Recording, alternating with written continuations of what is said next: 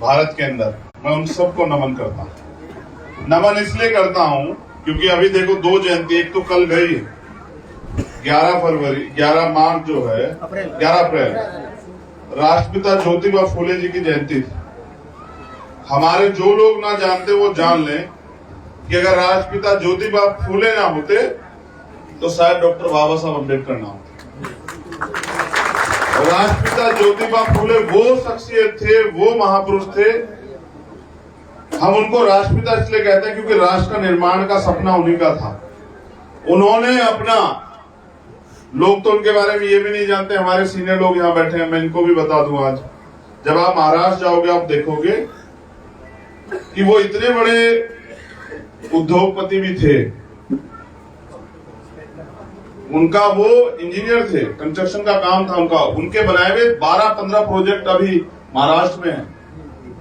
उनके पास, उनके पिताजी के पास इतना पैसा था जितना उस समय की फोर्ड कंपनी पे था।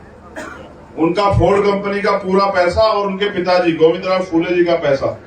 लेकिन पैसा आपके पास हो और उस पैसे से आप सिर्फ अपने परिवार का ख्याल रखो, ये तो हर कोई कर सकता है। उन्होंने अपनी एक एक पाई इस समाज को, स्पेशली महिलाओं को और वंचित तबकों को पढ़ाने के लिए, स्कूल खोलने के लिए लगा दी।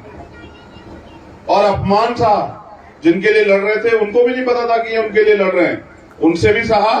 और जो लोग नहीं चाहते थे कि देश की महिलाएं अपने पैरों पे खड़ी हो जाएं, वो पढ़ लिख के आगे बढ़े, उनसे भी सहा। पहले उन्होंने अपनी पत्नी को शिक्षित किया, फिर उन्होंने दोनों ने मिलकर समाज को शिक्षित किया।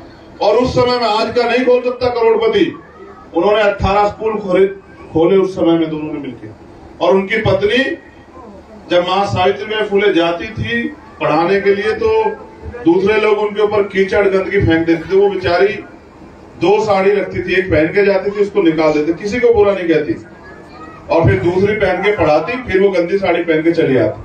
आज अगर आपको यहाँ कोई बे कह दे तो आप तो नाराज हो जाओगे, आप कहोगे मेरा तो अपमान कर दिया, मेरे ऊपर तो गुस्सा कर दिया आपने। लेकिन उसे देखो जिसको समाज का भला करना था, जिसके खुद के बच्चे नहीं थे, उन्होंने अपने बच्चे नहीं पैदा किए, उन्होंने समाज को पूरा परिवार माना।